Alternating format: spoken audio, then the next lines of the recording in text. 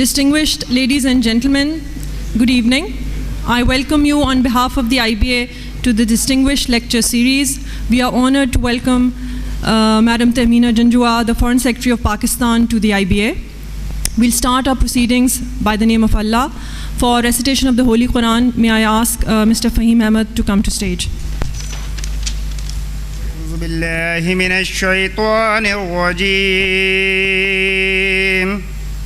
بسم الله الرحمن الرحيم ألم نشرح لك صدرك ووضعنا عنك وزرك الذي أنقض ظهرك ورفعنا لك ذكرك فإن مع العسر يسرا إن مع العسر يسرا فإذا فرغت فانصب وإلى ربك فارغب صدق الله العظيم.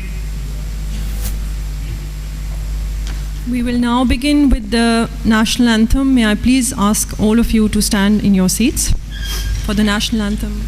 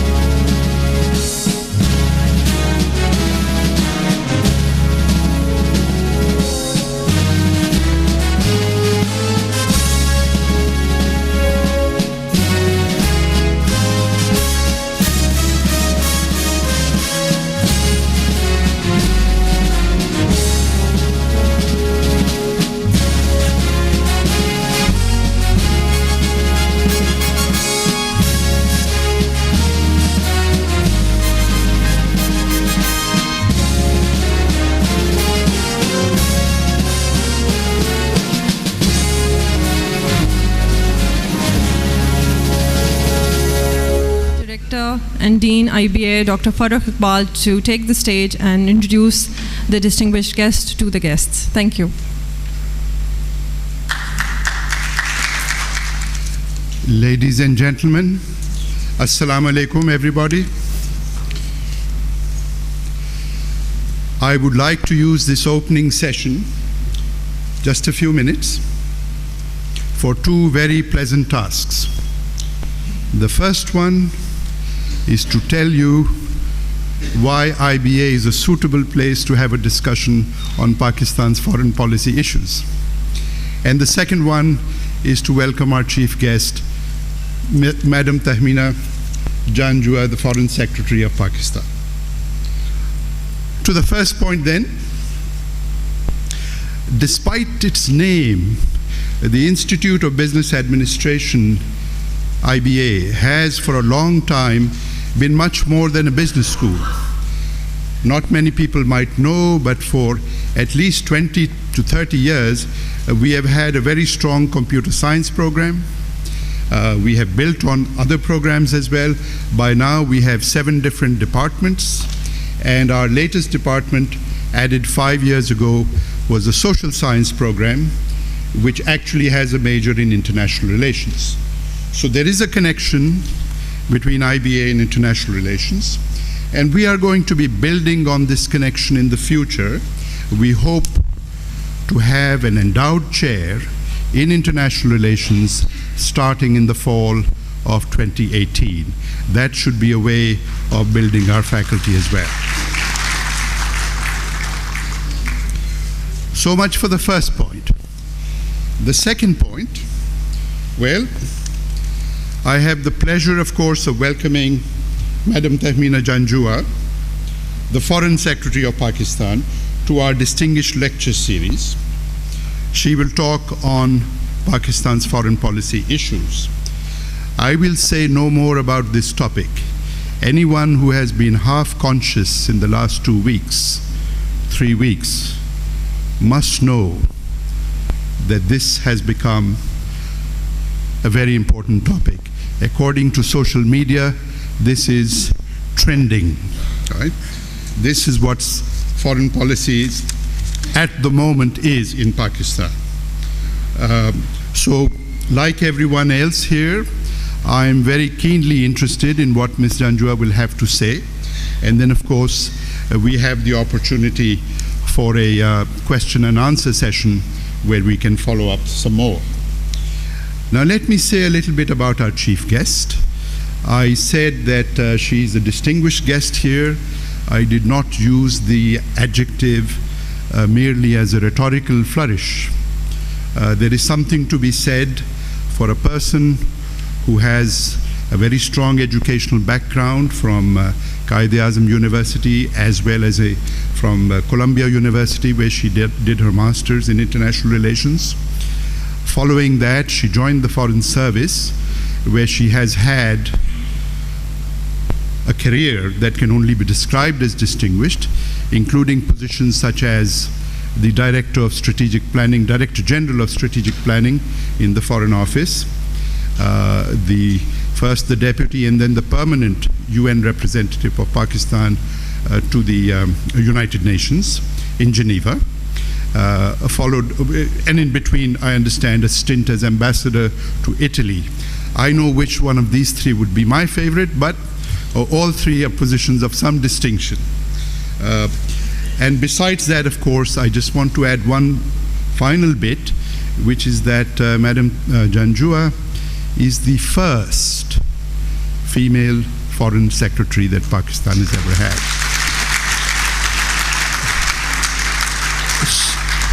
So with these brief remarks, I would like to invite Madam Janjua to let us have the benefit of her remarks. Thank you. Please.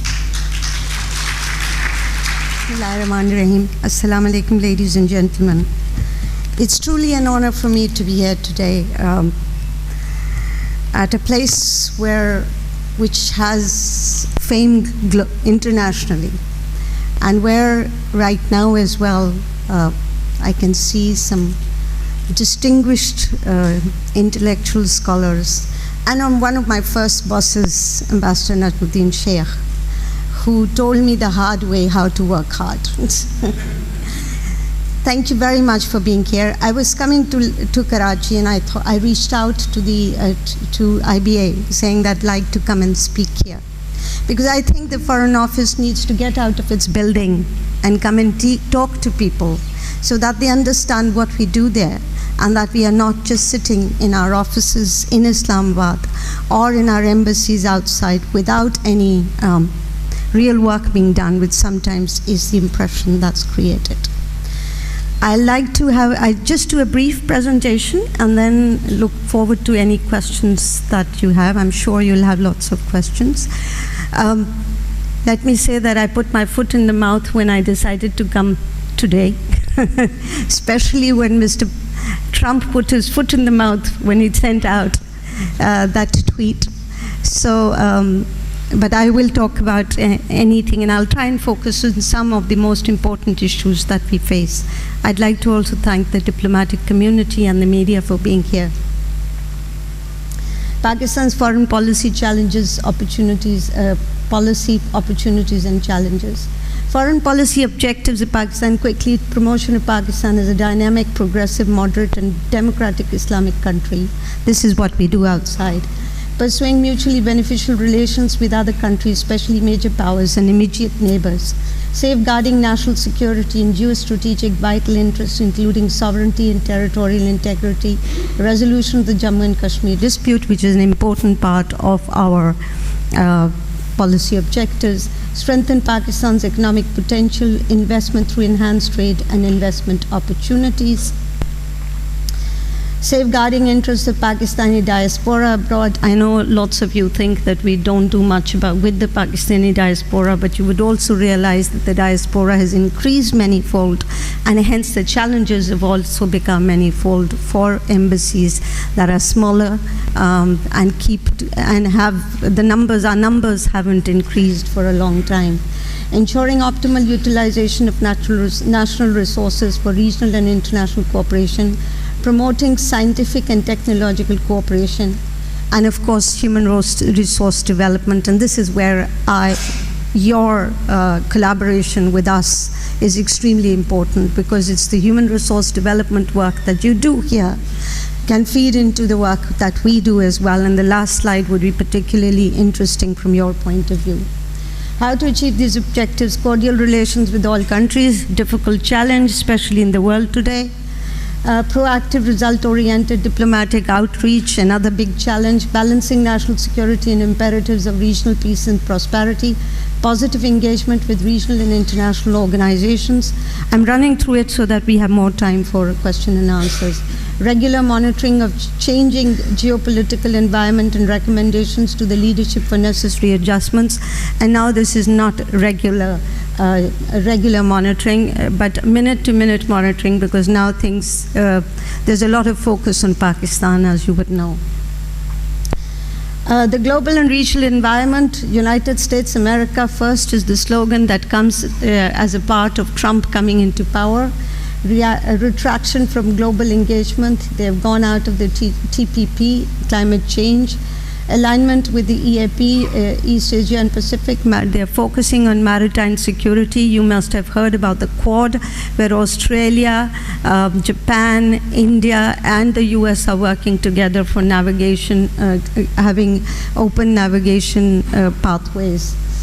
South China Sea dispute is another point of concern within the context of the East Asia Pacific region. Indo-US strategic partnership is both commercial and strategic, and that's one thing that we need to reflect on a lot, because this partnership is not just a partnership between India and the United States, but also has clear linkages with Afghanistan as well. And therefore, obviously, we have India on one side, we have Afghanistan on the other side, and in the middle of this is the presence of the United States in Afghanistan as well, which is a great challenge, as you know. Uncertain decision making in the United States is the personality versus the institution. The institutional decision making is clearly not there. The tweet on the 1st of January was a tweet that came for many reasons. We've tried to analyze why that tweet came. It could have been some briefing that was done to the president, a briefing material that may have been given to the president early in the morning, that he read early in the morning, so he sent out the tweet at 4 in the morning. It could have been briefing that he got late in the night, which spurred this on. What triggered it? We keep on asking. Because we mustn't forget that the meetings that we had with the Americans, which was whether it was with Tillerson and more with Mattis, the Secretary of Defense Mattis, the meeting was extremely, I won't say extremely, the word's too heavy, but was positive. There were positive messages that came out of it, and the possibility of engagement was very much there. Yet in the morning of the 1st, New Year's gift to the world, because there were 2 tweets. There was one tweet about Pakistan, and the other tweet was about Iran. So obviously, why was the President of the United States at 4 o'clock in the morning thinking about Pakistan and Iran? Iran, there was something happening there, but Pakistan, question mark.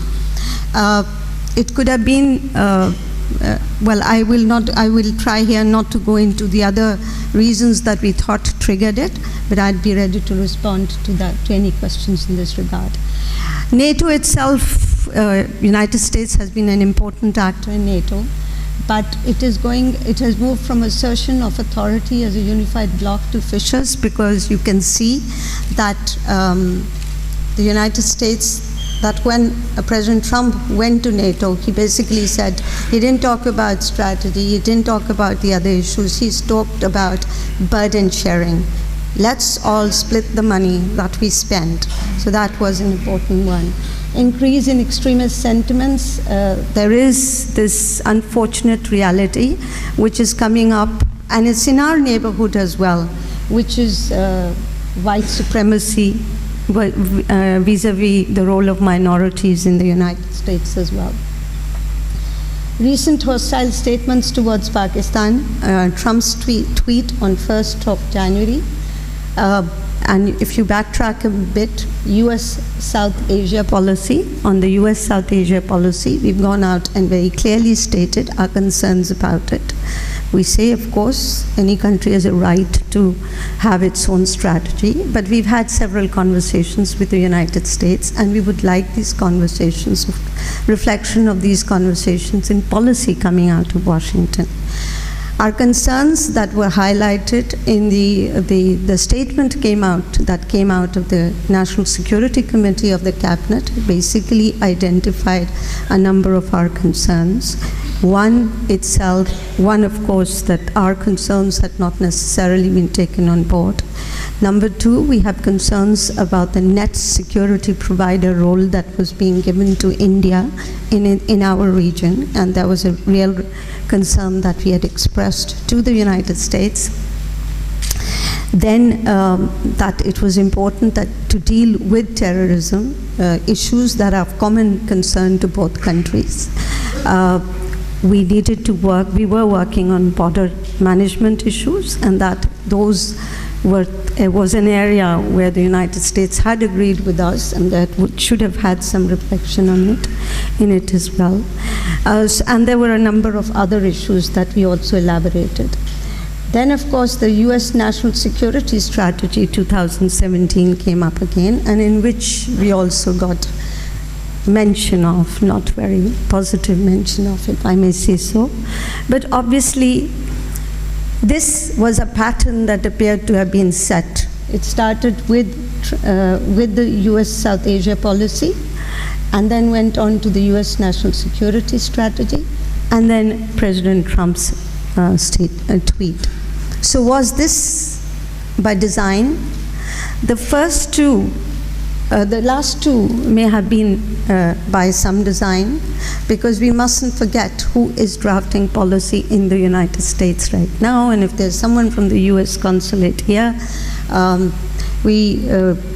please tell us what's happening, because we don't quite understand what's happening.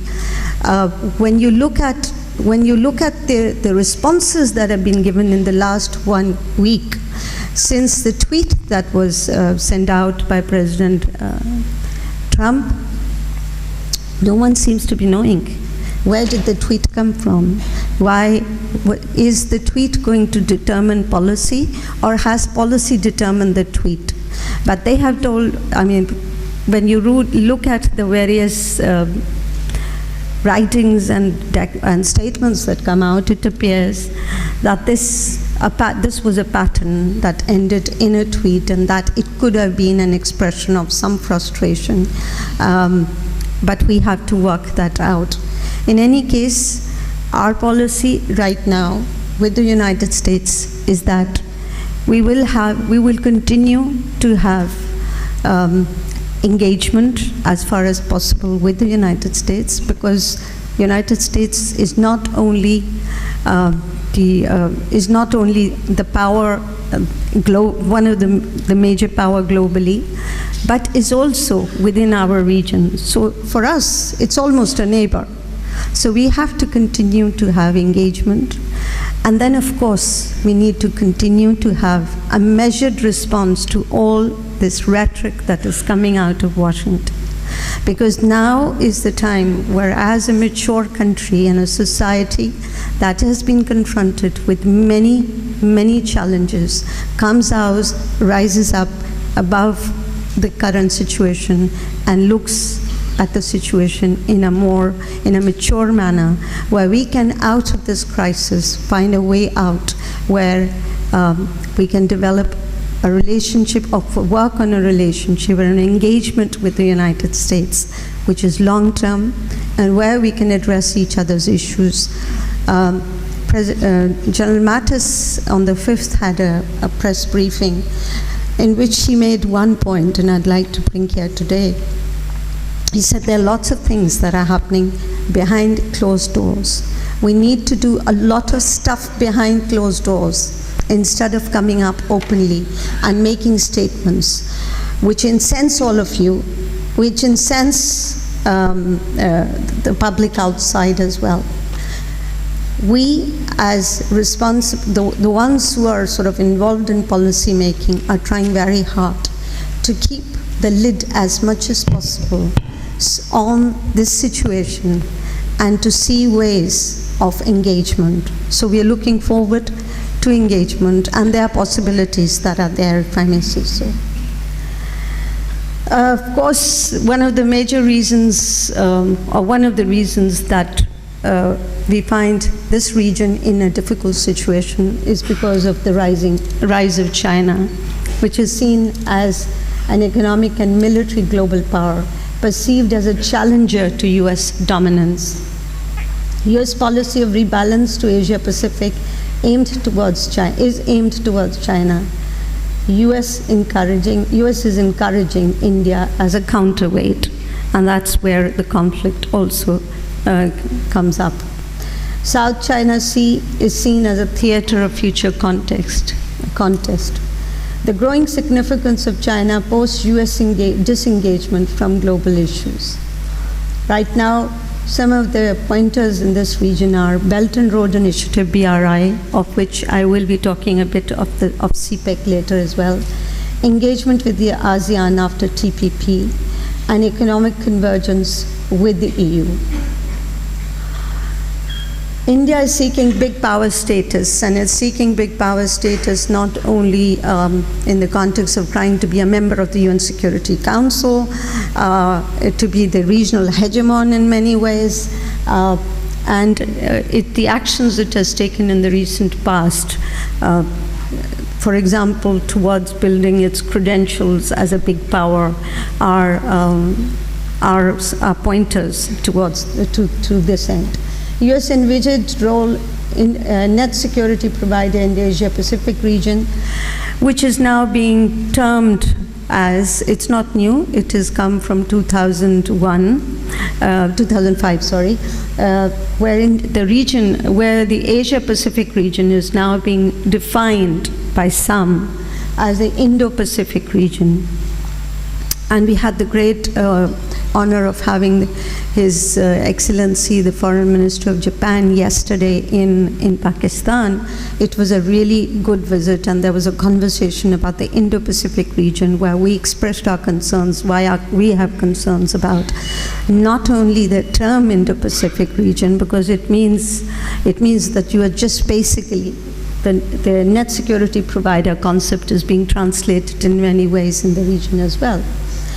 Of course, Prime Minister Modi is promoting Hindu fundamentalism in India. It's a reality. I don't have to talk more about it. It has an impact on Muslims and minorities in India. Efforts to destabilize Pakistan are an ongoing process, which we see. We see it in the case of serving commander of the Indian Navy, working for RAW, Mr. Jadev, as well. State-sponsored terrorism by India through Afghanistan is also a reality. I see some heads shaking when I talk about Jadev. Belligerence on the line of control. There have been more than 2,000 violations that have taken place, which is an absolute new that has happened. There have been demographic and other permanent changes taking place in Indian-occupied Jammu and Kashmir. So obviously this is indicative of the policy, of the state of mind in India. Of course, as I said earlier, creating instability through Afghanistan and Pakistan, and not responding to any of our offers for dialogue. My boss is not very happy with that. Ambassador Najmuddin Sheikh, you don't look very happy. Afghanistan. In India-US nexus is very much there, is developing, and we see it happening all the time. in the context of what we see along the border with Afghanistan, using Afghan institutions for double squeeze in Pakistan and to counter China. Pakistan held responsible for the failures of the international campaign in Afghanistan, and that is a reflection. That's also reflected in the tweet. Situation in Afghanistan is complex. There is an internal divide. There are ungoverned spaces, and we've been talking about these ungoverned spaces. We're going to SIGAR, the report that comes out of the United States. 44% of the territory is ungoverned spaces. So when they talk about sanctuaries in Pakistan, we've been telling the Americans that as far as our American friends, that as far as Pakistan is concerned, in the cleanup operations that we have undertaken, right up to, especially under Khyber 4, we've reached right up to the border with Afghanistan. So as far as Pakistan is concerned, there is no organized presence of the Haqqani network, which is what they keep on talking about. And if you have any information through intelligence sharing, we can address this issue. But unfortunately, there seems to be this chorus about the presence of the Haqqani network inside the borders of Pakistan. We have expressed our deep concern on the presence of, on the contrary, on the presence of sanctuaries in Afghanistan, of those individuals and groups that are anti-Pakistan and that have used the Afghan territory to attack Pakistan. There have been several individuals who have been arrested, who were involved, who were planning to attack Pakistan, various places in Pakistan, especially during the Muharram period. But mercifully, that was avoided. In Afghanistan, there's of course increase in drug production by 87%. So in the ungoverned spaces, as well as in some of the other areas, the drug production has risen so much that now whoever is fighting in Afghanistan, the Taliban, the TTA, whoever is there, has enough money coming out of Afghanistan itself through the drug production, the sale of drugs, and that's a major concern for us as well. And let us not forget that when we talk about the complex situation in Afghanistan, there is an increasing presence of the Daesh that is taking place in Afghanistan, and the Daesh is appearing more and more towards the south of the Central Asian republics and along the borders of Pakistan as well. So it's a matter of immense concern to us, and we've raised it with our American friends many times, as these are concerns which directly affect the security and stability of Pakistan. Terrorist attacks in Pakistan, as I said, from safe havens in Afghanistan, and of course the fact that there are conflicting and competing interests in Afghanistan. Pakistan is one neighbor. There are several other neighbors that are there, and that there are many other actors who are involved in Afghanistan as well. So to put all failures in Afghanistan at the doorsteps of Pakistan is not the way out of the current situation. The American policy now, it appears to be that of compellence, which is to compel Pakistan under pressure to respond to their legitimate or not illegitimate demands. The reality is that since the national security strategy, the South Asia strategy, the national security strategy has come out, there has been very clear messaging that's been done by Pakistan, where Pakistan has said, you've been telling us to do more.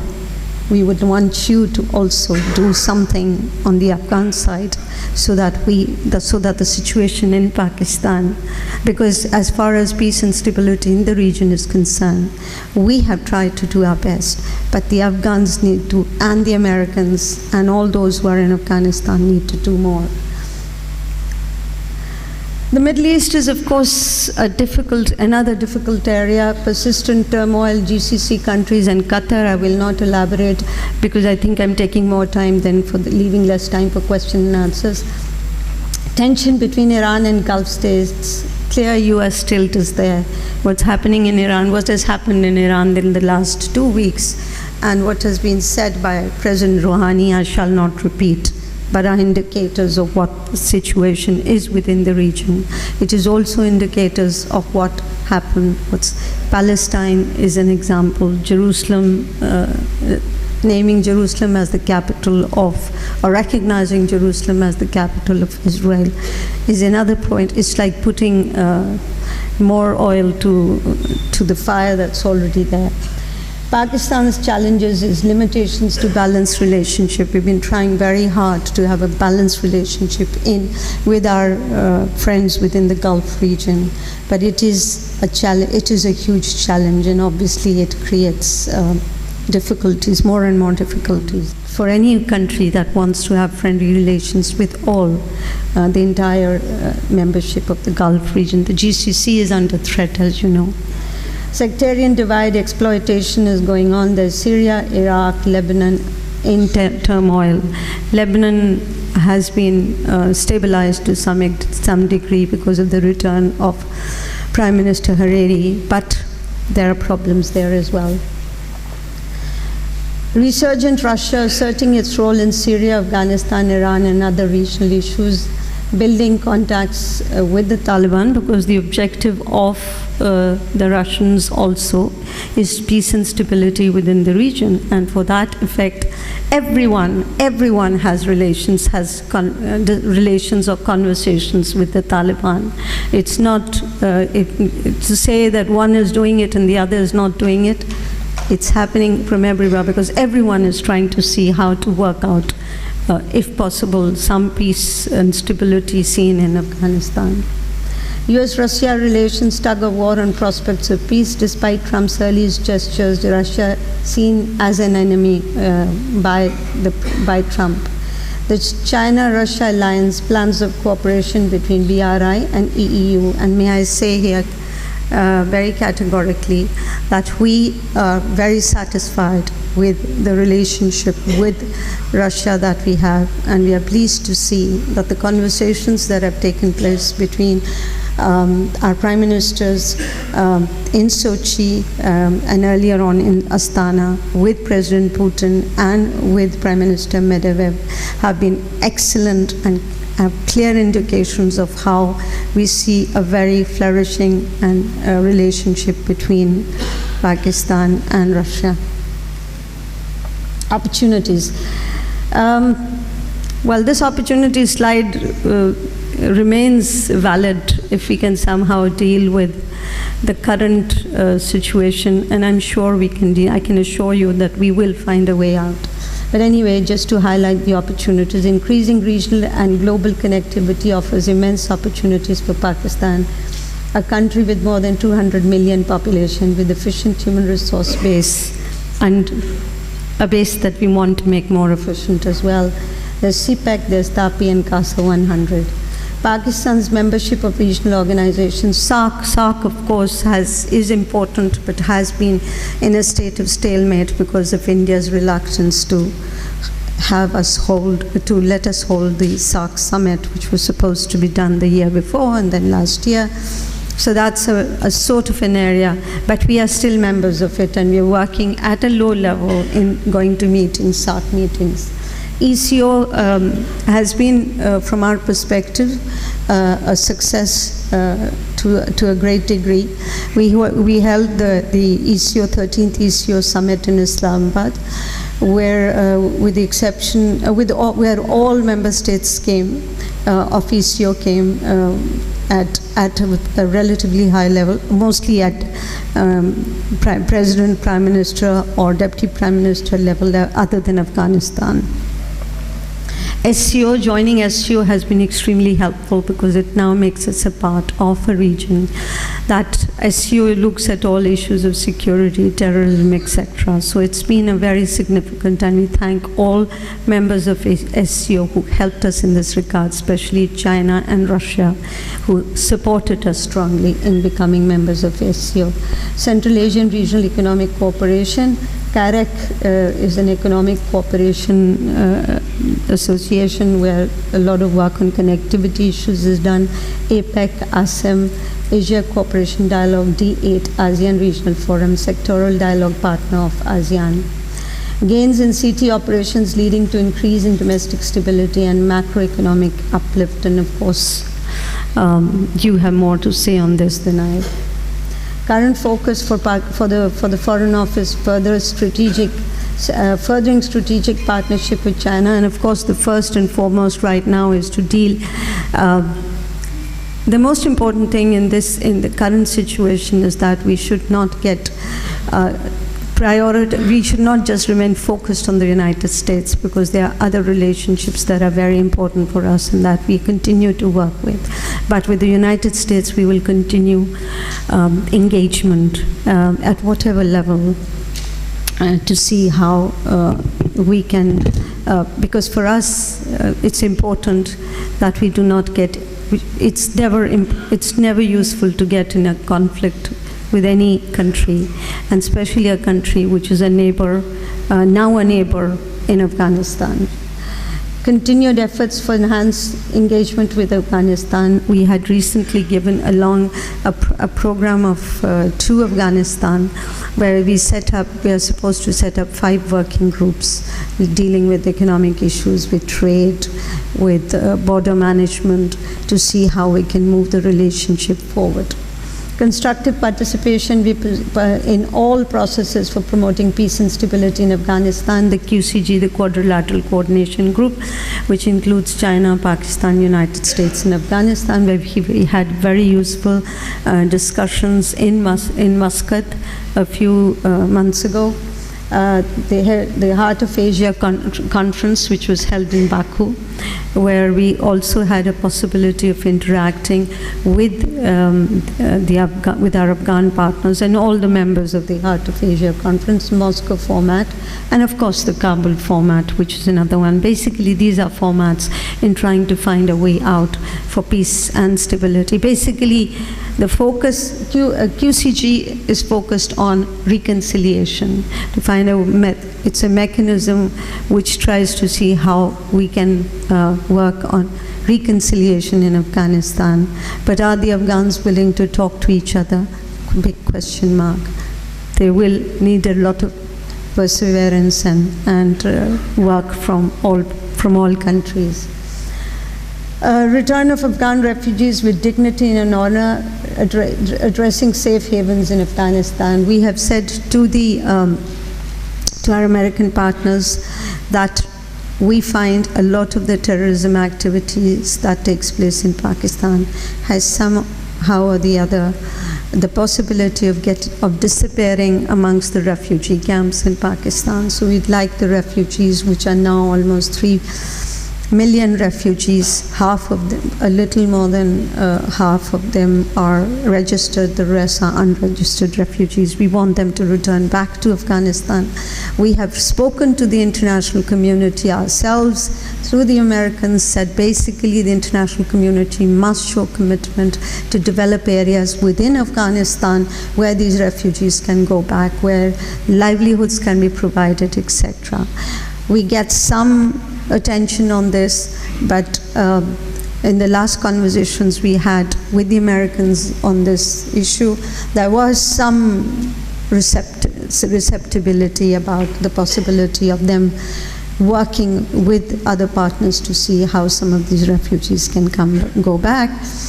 There was a meeting of the cabinet 3 days ago, where a plan was presented by Minister Saffron, that the refugees be given 6 more months to stay on. But the cabinet decided that we need to have a more practical solution to it, and that the minister should come back with another proposal. So an extension of 1 month has been given, and we have to see how that works out. You must understand that Pakistan has been recognized, Pakistan's generosity has been recognized by the international community. We had the most glowing comments made about how generous Pakistan has been. But I think there is now a lot of fatigue in communities where the Afghan refugees live. So there has to be a way to work out how the refugees go back, because we are also under obligation under international law not to get into non-refoulement, not to get into non-refoulement situations. So that's something which is we can't forcibly push refugees back. Focus on border management with Afghanistan to prevent illegal cross-border movements. There is work that is going along the border on border management. We have spoken to the Americans as well and said that that they had supported border management earlier and that they should support this. There has been some receptibility about it, but we have to see how that goes forward. But on our side, there is work going on to have some border controls. Of course, there can be a huge discussion how effective these controls can be, but at least they can have a deterrent effect of not letting individuals come from across the border into Pakistan, or from Pakistan on the Afghan side as well. Strengthening exchanges with Iran in the field of trade, commerce and border management. Gwadar, Chabahar developing as sister ports. This is a signal that's been given very clearly by Rouhani as well, where he said these are sister ports. Our Minister for Maritime Affairs, Mr. Buzinjo, had gone for the launching of Chabahar, so it's just to demonstrate our sincerity to ensure that that we do not see Chabahar as competitive. Seek continued engagement with US, as I said, build on convergences, narrow down differences, continued cooperation with US for shared objectives to defeat terrorism and promote regional stability, enhance relations with important regional countries, including Russia, Turkey, and Central Asian countries, strengthen engagement with the EU, a major trading partner. We have GSP Plus that it is under review. The review is going on, is currently, the report of the review is going to be presented, and it's going to go on. It's the middle.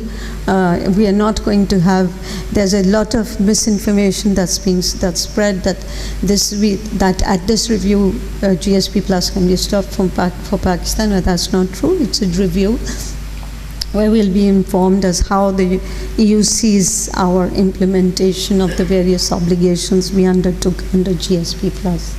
Maintain our principal position for a comprehensive dialogue with India without any preconditions and for addressing all issues. India says that they will only have a dialogue with Pakistan on terrorism.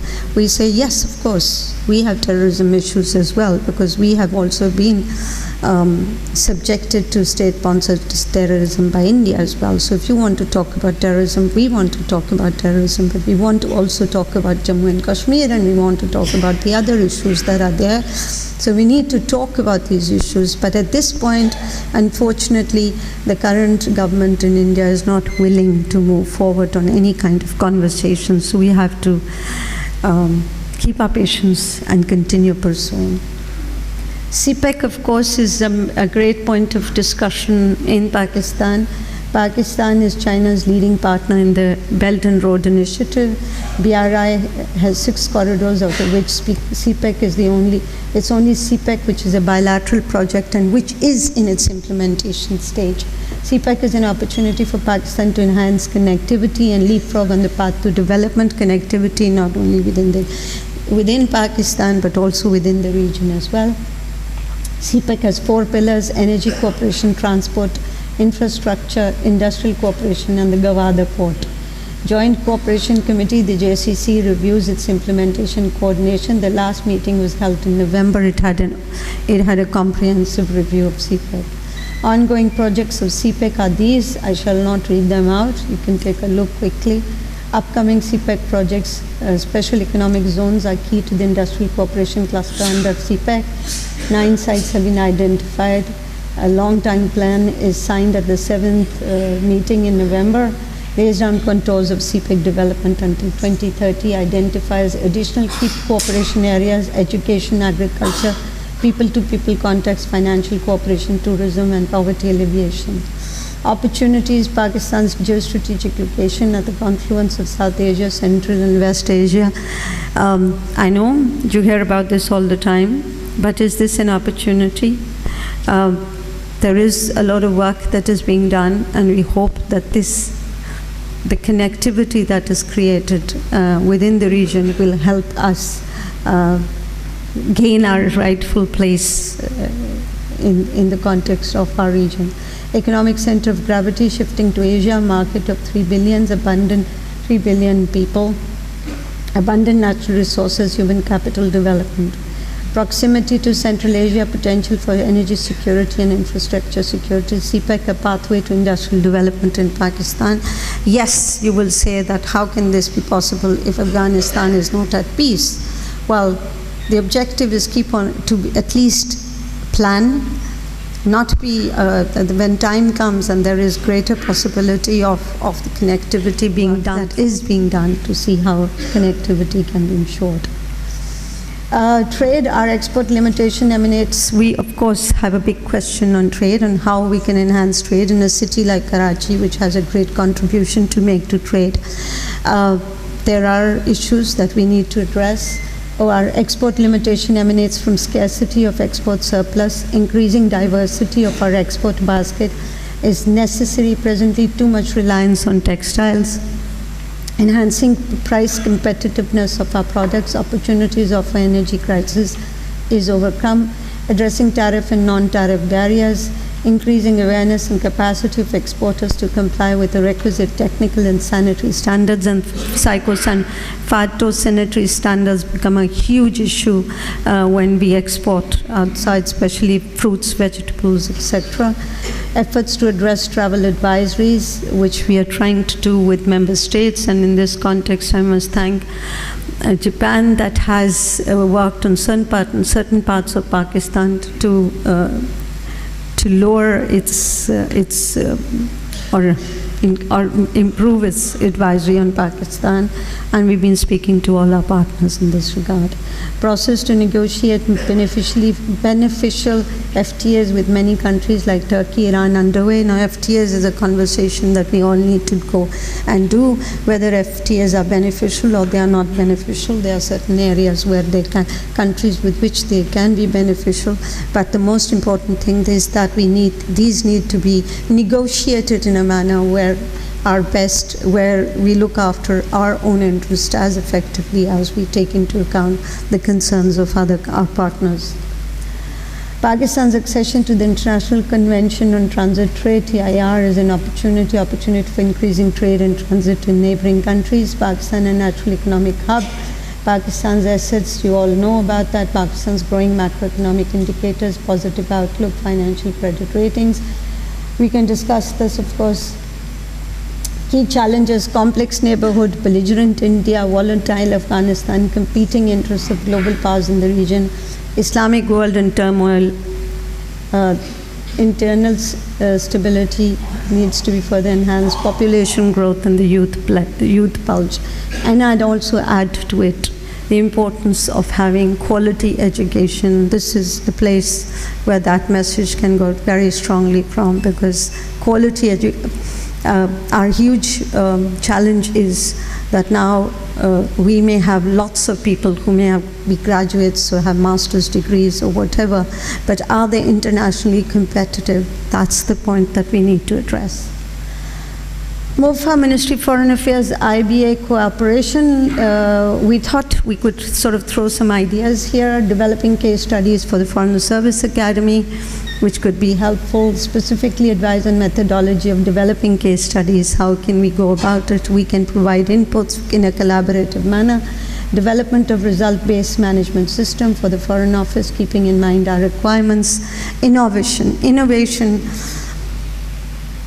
In the recent 19th Congress that has been held in China, one of the points that has been of critical importance, and the earlier statements that have also been made by President Xi, the focus on innovation. We in Pakistan are not innovating. We do not have enough patents. We are not working to find where we can develop things in a way which is helpful to Pakistan and where we can advance our advantages. So this is an area where we can have discussions with you. We've been talking within the Foreign Office of the possibility of setting an intergovernmental group on innovation and seeing how we can work on it and how we can encourage or understand the importance of innovation and how to promote brand Pakistan. Big question. Thank you very much.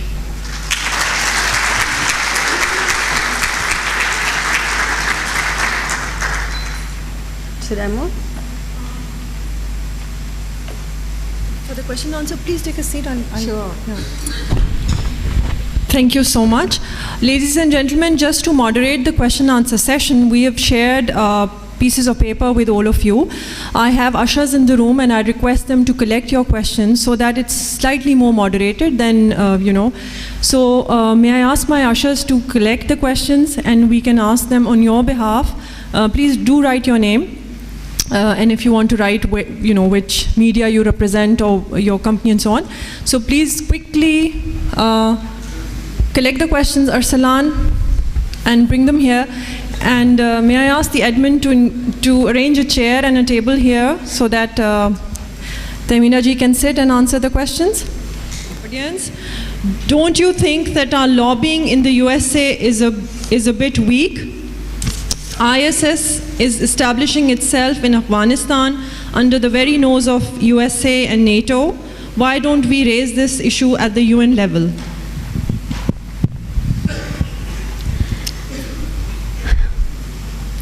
Well, yes, we need to do more on our lobbying.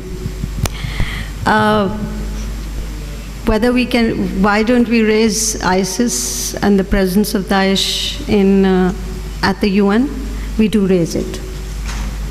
We have been raising it in the UN, and we've been raising it with all our partners. And it's not only Pakistan who's been raising it, there are others within the region who've been also raising it. So the next question is from Saifur Rahman. In today's article in Dawn, Dr. Parvez Hoodbhoy described Pakistan's role in Yemen war as that of tactical supporting Saudi Arabia, whilst it's blatantly commit war crimes. What step do you believe we should take to pacify and end this conflict as a neutral party? Pakistan has not been involved in the conflict in Yemen, and I think that has come out of the resolution that came out of the Parliament as well. What can we do as a neutral party? I think we've been always saying that we believe that there should be that OIC countries should ensure that all conflicts within OIC countries should come to an end, and we need to find a way out of this. So we hope that this conflict will also, through the work being done in the OIC, will be somehow addressed.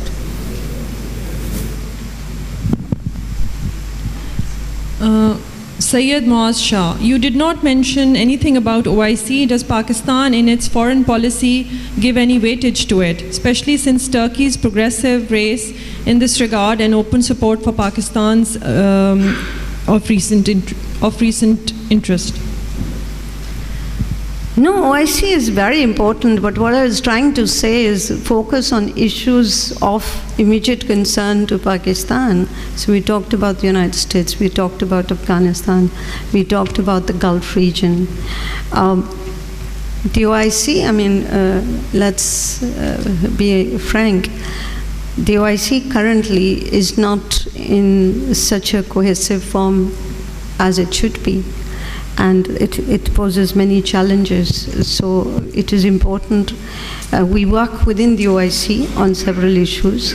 We've always been grateful to the OIC for the various resolutions it's adopted on the situation in Jammu and Kashmir, as well as on other issues of interest to us. But the OIC needs to become more cohesive as well to address all issues that, there are many issues that are confronting the Islamic world. The next question is from Sayyid Javed Hussain. Why don't you not see Charbahar as a competitor of Gwadar? Because we believe that it is being built, Gwadar has certain dimensions which Charbahar does not. It has certain natural positives and certain natural strengths which Charbahar does not. So if Iran is trying to build a port for its own economic interests, I don't think we should see it as a competitor. And in any case, Pakistan has the best of relations with Iran and would like to keep it so. The next question is from Raja Kamran, New TV. Our bureaucracy is looking towards the west and not looking towards the east. What is your take? No, our bureaucracy is not looking towards the west, and China is not the east. Some of the ASEAN countries are not the east. Our work within the Gulf is not the east. We are looking in a broader way than just the west. The next question is from Muhammad Muzammal, IBA student. What is the Foreign Office trying to do in changing the perception that the foreign policy of Pakistan is determined by Pindi and not Islamabad? Islamabad is the capital of Pakistan, so we determine the policy in Islamabad, of course. And of course, there is no foreign policy in the world that does not have a strategic input. Whether you look at Washington, I mean right now, Washington, where is foreign policy being made in Washington? There are 3 important generals who are determining foreign policy in Washington.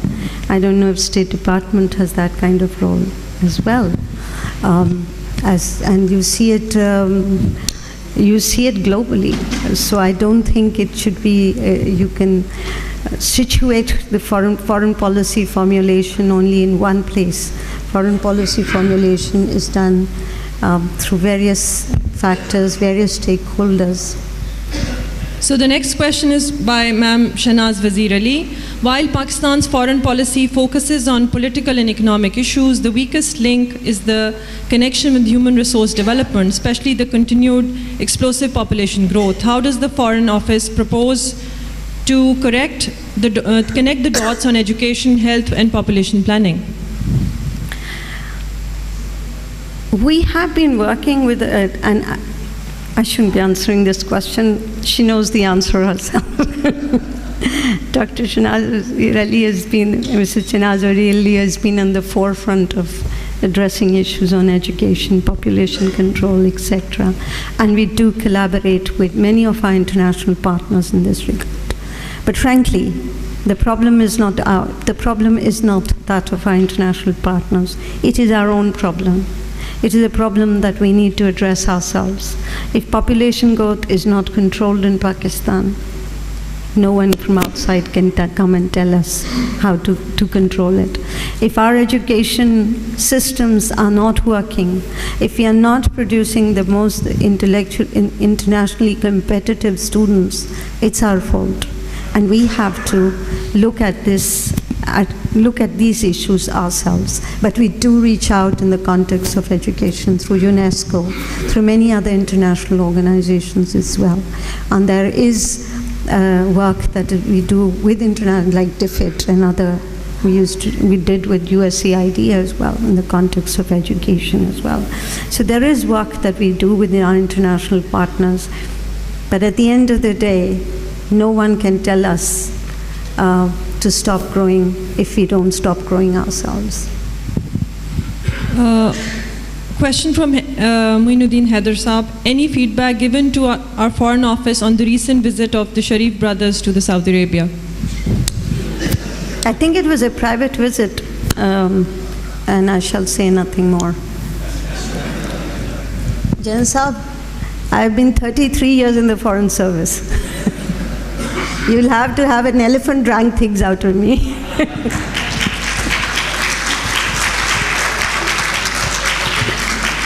Nadia Mushtaq, Bold TV. Madam, you recently met Chairman Nab. Did anything come out regarding the London cases of Mr. Nawaz Sharif? ये आपको किसने खबर दी है? Khalid Mahmood, how far have you been able to take Russia on our side given our problems with Afghanistan, India and USA? We have regular conversations, we've had regular interaction with the Russian Federation, all our partners. I think there's a good understanding of each other's perspective on strategic issues, on a number, on how the region, on trying to see how peace and stability can be brought about in Afghanistan. The Russians have an important interest, a significant interest in Afghanistan to see that there is peace and stability in the country and in the region. We respect that, and we hope that we can all work together with the Russians, with the Americans, with the Iranians, with the Chinese, with the Central Asian republics, because let me tell you that there's a working group that has been established of the SCO on Afghanistan, and that working group included, the last meeting was held in Moscow, and that meeting had representatives at the Deputy Foreign Minister level from all the countries of the SCO, and each of them had only one concern, and that was terrorism and the arrival of the Daesh in Afghanistan. Nasheed Ahmed Saab wants to know, if Pakistan is neutral in the Middle East, why was General Sharif allowed to lead the Saudi-led force? I think that question has been answered repeatedly by ISPR and by the Ministry of Defense. So I will not go into how General Sharif went and what is his role basically he's leading the IMCTC, which has been put together to help countries fight terrorism. So the last meeting of the defense ministers that took place in Saudi Arabia basically focused on how to help countries who did not have the potential or did not have the capacity to help them fight terrorism within their borders. Question from Shahid Mahmood. In case North Korean model of restrictions are applied in Pakistan, what will be our strategy? I don't think there's any anomaly between Pakistan and the North Korean situation, because the North Korean situation is related to particular policies with regard their particular policies on missile control and their nuclear explosions, etc. A question by Kamal Siddiqui. What compels Foreign Office to bring Arab dignitaries to hunt the endangered species like Hobara bustard in Pakistan? Pakistan, it's not the Ministry of Foreign Affairs that's been compelled. It's been the policy of the past 30, 40 years. So it's nothing new that we are doing.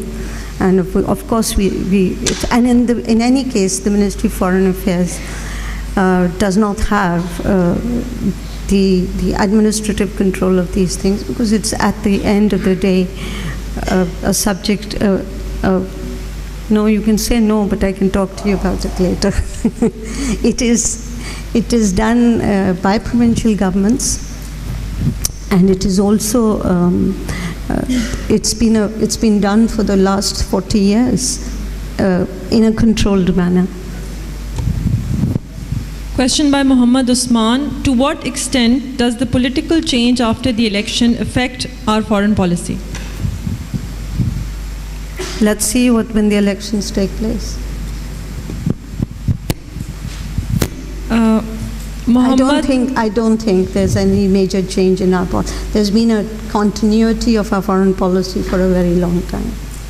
The major aspects of our foreign policy may have shades of differences, but they've largely remained the same. Muhammad Arif wants to know that our border management with Afghanistan relies heavily on US aid. How will it be managed in case of suspension of US aid? I don't think it is relied on US aid, because the border posts that are being constructed did not necessarily come out of monies that came from the United States. It's been done by Pakistan through its own resources. But obviously it's a huge undertaking, so whether we'll be able to do all of that, because it's a huge territory that has to be covered. Shumaila Afzal is asking that after Trump's tweet, does Pakistan's foreign office considering economic and political relationship with Korea and the Central Asian countries?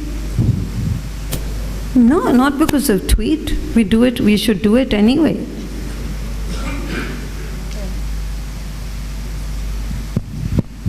Sajad Ahmed's question is, CPEC is passing through a disputed region of Gilgit-Baltistan, which both in Pakistan and India maintain as disputed.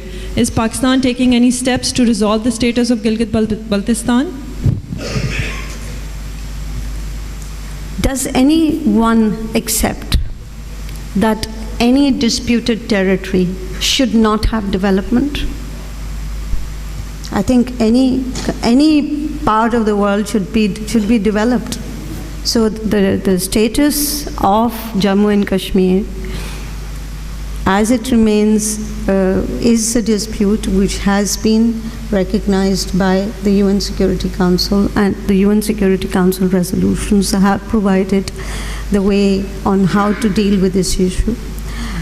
So that, as it stands, development of any area should not be affected by any country's view that an area is disputed or not.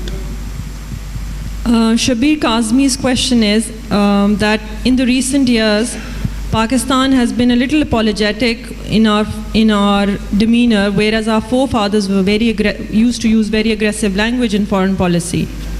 So why the shift? Which forefathers were aggressive? Are you talking about the Rajputs, my forefathers? They fought wars. But let me tell you a story. Let me tell you a story that one of my Janjua brothers once said, we have been mentioned in the Babarnama. And when we opened the Babarnama, it said, when Babar came, the Janjua tribe went and gave them horses and allowed them to pass. So that's how aggressive the Janjuas were. I'm sorry, I'm taking a pun on my own family. Okay, a question, I'm sorry, please.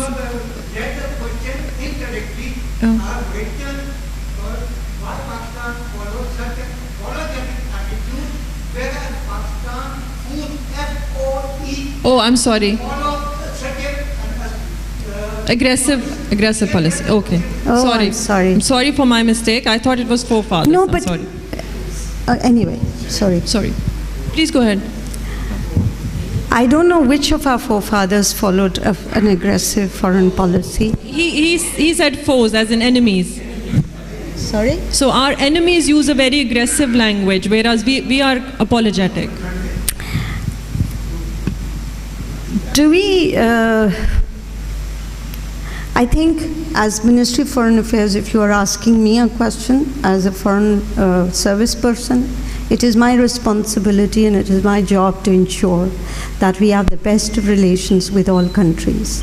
We are not going to be apologetic, but we will be positively principled, and we will present our points of view to our partners, whether they are friends or enemies, in a principled way, but not in a way where it invites aggression. We were at a meeting yesterday, and there was a point that was made in the Senate, the National Assembly Standing Committee, and one of the honorable members of the Parliament said that war begins where diplomacy ends. So we don't want diplomacy to end.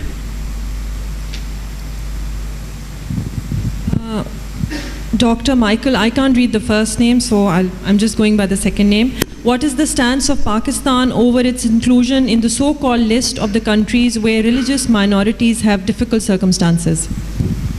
It's not in the list of countries where minorities have difficult circumstances. If anyone has decided to put Pakistan in a category because of legitimate reasons, accepted. But if it is being done for political reasons, we will express concern, and we will issue a press release on this as a Ministry of Foreign Affairs in this regard. In Pakistan, we've been working on these issues. We will continue to work on these issues. These are problems that not only Pakistan faces, but many countries, even the most advanced countries in the world, cannot claim that they don't have human rights problems. United States is one example. There are many European countries that have example. When the burden of refugees came on the European countries, their repeated demands of countries like ours to sign on to the 1951 Convention on Refugees was thrown out of the window. And you can see what happened after that. So we all have problems. I mean, we all need to address these problems. In our own neighborhood, if you're talking about the recent report that's come out, or the United States reports that come out, we are quite amazed that in our neighborhood, people are being lynched for eating beef, and people are being lynched for being Muslims or being from other religions or other minorities.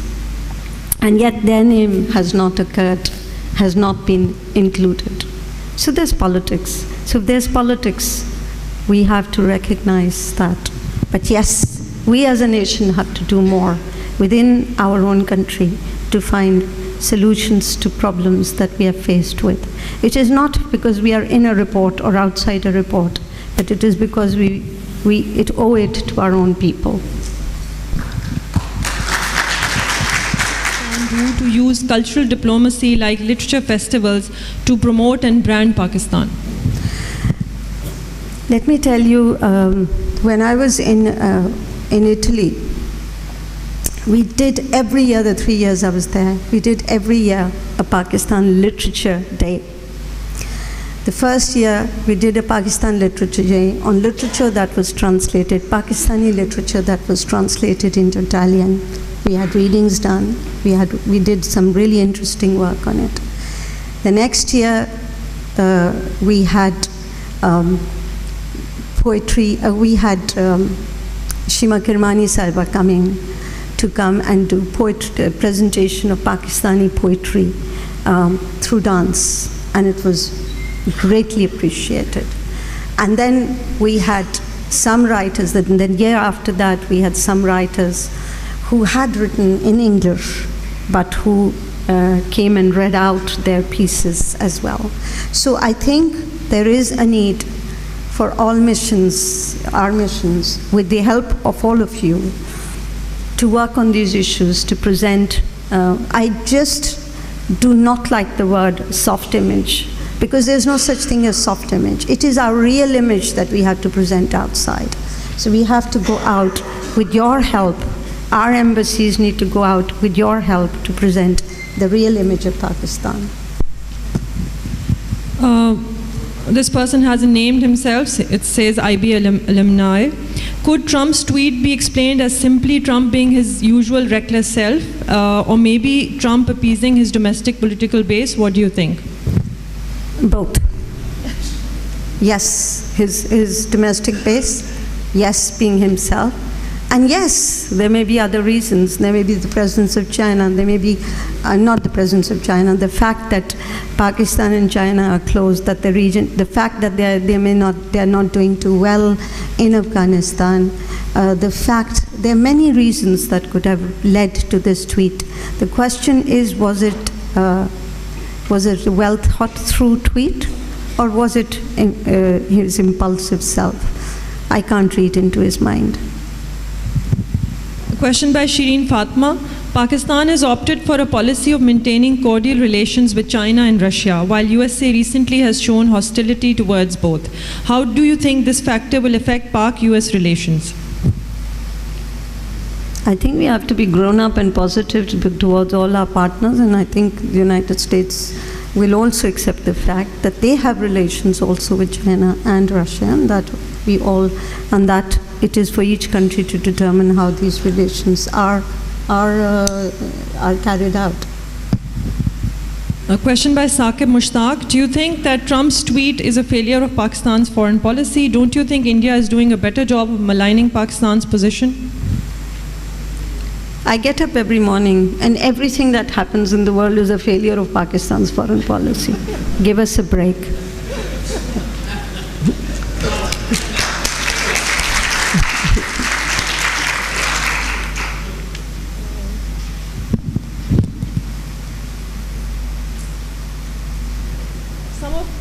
I'm sorry, some of the writing is so bad that it's like some doctor has written a prescription. So please excuse me for that. And I do want to ask, how much time do we have for?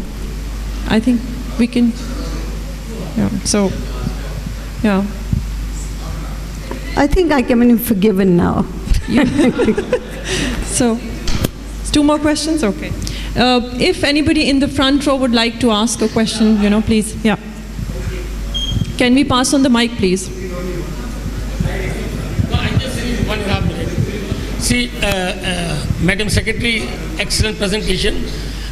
Regarding the US, I think over the past few years, we have not had any American firm to advocate and lobby for us in the true sense. At the same time, the Pakistani diaspora organization, there's inner fighting, and they consider themselves either they are based on some political party or through some sensitive agency or whatever. And that is what I felt there. The Pakistan caucus in the Congress, many countries have the caucus. In 2007, when as President of Karachi Chamber, I led a delegation there, Pakistan had 78 congressmen and women who were members of the Pakistan caucus. I even convinced Kenneth Ellison, who was the first Muslim, and also Mike Pence, who was from the place where I studied in Indiana. And they were also willing to go there. Yesterday, I was looking at the list of the members of the Pakistan caucus. From 78 or 80 or maybe more, Sheikh Saab would also know, it has dwindled to 34. And out of the 34, there are 2 people, Congressman Ted Poe of Houston and Dana Rohrabacher, who talks about Balochistan. They are in the Congress, and they might also leave the Pakistan caucus. There is no chairman. Dan Burton of India. Can you please ask the question? I'm sorry, because that's exactly why we moderated all of this. My take is that, it is high time that Pakistan should look into those people over there and who can be our advocates and lobbyists. We hire them, who know Pakistan. I think about it. That's what I would want to say. Thank you. We are not only thinking about it, we are doing something about it. A question by Kaisar Bengali. Down to almost every woman and man in Afghanistan, everyone hates Pakistan with an intensity that only the most... I'm sorry, I can't read some of it, but anyways, please... Okay, so what is Pakistan doing to react to this and to the people of Pakistan, to the people of Afghanistan? To reach out to the people of Afghanistan? We have more than, I think, 48,000 or more than that Pakistani educated Afghans working in important in positions or and unimportant positions, important positions in Afghanistan. So I'm not too sure if all of them hate us, but yes, I accept that we need to do more, that we need to reach out, and we are trying to work on that. I don't want to go and elaborate on a lot of points here because I see the media as well, which is going to make a headline of anything I say. So, so I'm trying to be as cautious as possible. But let me assure you that we are working on that. So the last question is from somebody in the media, but they have not put down their name. Yesterday, Asif Ali Zardari said that our foreign minister speaks English and Punjabi. Is that so? After Mujahideen were our heroes in the 1980s, after 9/11, they have become terrorists. So what exactly is our policy? And that's the last question. How the Mujahideen were looked at by the world is obviously different from what they were looked at by the world in post 1978. There are you can go into a whole prognosis of what happened and how these people who were, some of them were deliberately brought in from many parts of the world, how they are looked at now. So these are changing times, and obviously it's the reality is that now they're on the different side and hence being looked at differently. This was the last question. Thank you very much, Ma'am Tahmeena Janjua ji, for your time and your patience. I'll give a souvenir to our honored guest. And may I also request Dr. Baqai, Associate Dean, to say a word of thanks to our dear guest.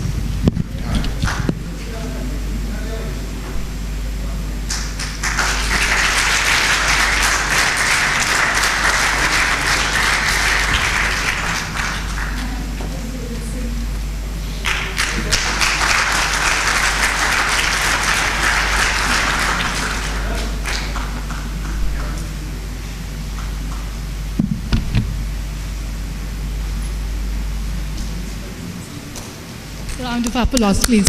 Thank you so much.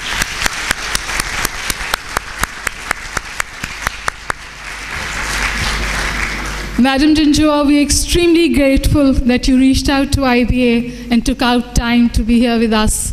We learned a lot about foreign policy. We also learned a lot about diplomatic answers today. So we need to sort of follow on to that. Besides that, actually, there are people here who are opinion builders, opinion makers. You've spoken to a very exclusive gathering here today, and I think it's important that you gave us clues to say things now and respond to questions we face at various forums all the time. So thank you again. I'm also very grateful for all of you to take time out to be here on a Saturday afternoon. Everybody I called has turned up today, and I really don't know how to say thank you. Thank you so much. I'm very grateful to the Diplomatic Corps, took time out to be here, and there are a few thank yous that are in order. Mr. Ehsan Zubairi from the Karachi Council for Foreign Relations, who reached out to the Diplomatic Corps and others, board members who are here, our own board who has taken time out to be here. In fact, you know, I need to take names of all of you because everyone sitting here is extremely important. Thank you so much. But last and not least, my team, Amir Shabir Saab, Malahat, and everybody who's worked today to make this evening a huge success. मैं media की बहुत शुक्रगुजार हूँ. आप लोग तशरीफ़ लाएं और जैसे मैडम जंजुआ ने कहा कि हेडलाइन ना लगाइएगा, अच्छी कवरेज दीजिएगा. So please join me for a cup of tea. Thank you so much.